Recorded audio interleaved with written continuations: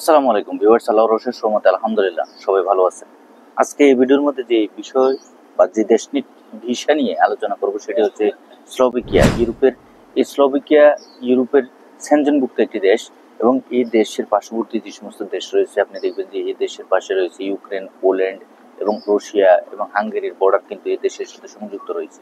তো আমরা যারা এই দেশটির জন্য বর্তমানে আবেদন করতে চাচ্ছি, আসলে বাংলাদেশ থেকে ভিসা হয় কিনা বা বাংলাদেশ থেকে ভিসার রেশিওটা কেমন বা মিডল ইস্টের বিভিন্ন দেশ থেকেও যারা আবেদন করতে চাচ্ছি, বর্তমানে এদেশে আবেদন করতে হলে ভিসার রেশিওটা কেমন, সবার ভিতরেই একটা টেনশন বা একটা প্রশ্ন যে আসলে ভিসার জন্য যদি আবেদন করা হয় ভিসার রেশিওটা কেমন হবে, কোন পর্যায়ে থাকবে, কি আসবে, বিষয় সম্পূর্ণ সবকিছু নিয়ে।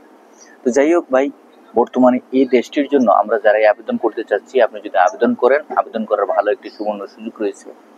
তবে আবেদন করবেন কিভাবে সেদিক থেকে আমরা যদি একটু কথা বলি, দেখেন অনেক এজেন্সি আছে এই দেশটা নিয়ে কিন্তু কাজ করতেছে। তবে একবারে যে সচরাচর সবাই এই এজেন্সি মানে সব এজেন্সি দিয়ে দেশটি নিয়ে কাজ করে তা কিন্তু না। গুটি কয়েকজন যারা কিনা এই দেশগুলো, বিশেষ করে স্লোভেনিয়া, স্লোভাকিয়া, লাটভিয়া, এই সমস্ত ইউরোপের যে সমস্ত সেনজেনভুক্ত দেশ রয়েছে এগুলো নিয়ে কাজ করতেছে। তো স্লোভাকিয়া দেশে ভাই ভিসার রেশিওটা আমরা দু ক্যাটাগরি ভিসা নিয়ে দাঁড়াতে পারি। তার মধ্যে উল্লেখযোগ্য হচ্ছে কাজের ভিসা এবং ভিজিট ভিসা। আর কাজের ভিসার ক্ষেত্রে আমরা যদি দাঁড়াতে চাই তাহলে কিন্তু আপনার ওয়ার্ক পারমিট সেখানের কোনো মালিক পক্ষ থেকে বা কোম্পানির কাছ থেকে আমাদের নিয়ে আসতে হবে, নিয়ে এসে এখানে এসে আমাদের কিন্তু আবেদন করতে হবে। তো বিষয়টা হচ্ছে এরকম ভাই, ওয়ার্ক পারমিটের জন্য আপনি দাঁড়ালে আপনার যে ডকুমেন্টসগুলো প্রয়োজন সেগুলোর মধ্যে হচ্ছে আপনার পাসপোর্ট, আপনার পুলিশ ক্লিয়ারেন্স এবং আপনার ছবি। এই তিনটি জিনিস কিন্তু অবশ্যই আপনাকে জমা দিতে হবে এবং পুলিশ ক্লিয়ারেন্সটা কিন্তু আপ টু ডেট হতে হবে। পুরান কোনো পুলিশ ক্লিয়ারেন্স মানে 6 মাসের পুরনো কোনো পুলিশ ক্লিয়ারেন্স দিলে হবে না, নতুন পুলিশ ক্লিয়ারেন্স আপনাকে জমা দিতে হবে। যে সদ্য আপনি তুলছেন বা আপনি তৈরি করছেন পুলিশ ক্লিয়ারেন্সটা, যেটা কিনা মেয়াদ আছে 6 মাসের ভিতরে হতে হবে। আর সাথে সাথে আপনার যে পাসপোর্ট আছে পাসপোর্টের মেয়াদও কিন্তু 6 মাসের উপরে থাকতে হবে। আপনার ছবিটাও আপ টু ডেট থাকতে হবে। যে এজেন্সির কাছে দিবেন সর্বোচ্চ 6 থেকে 8 মাসের সময় নেবেন, এর বেশি সময় নেবেন না, কারণ ইউরোপের ক্ষেত্রে ভাই ধৈর্যের প্রয়োজন, সময়ের প্রয়োজন। তো সেই হিসাবে কিন্তু আপনাকে এই বিষয়গুলো লক্ষ্য রাখতে হবে। বর্তমানে এই দেশটির জন্য আপনি যদি আবেদন করেন, টোটাল মিলে আপনার যে খরচটা হতে পারে, খরচ বাংলাদেশ থেকে আপনি 10 থেকে 12 লাখ টাকা সর্বোচ্চ কারো কাছ থেকে, তারও বেশি নিয়ে নেয়। তবে আপনার যেহেতু ইন্ডিয়াতে গিয়ে ফাইল সাবমিশন করা লাগে বা ইন্ডিয়াতে গিয়ে অনেক সময় যাওয়া লাগে, অনেক সময় না গিয়েও কিন্তু আপনার টিআরসি যে কার্ডটা সেটা কিন্তু টেম্পোরারি রেসিডেন্ট কার্ডটা চলে আসে।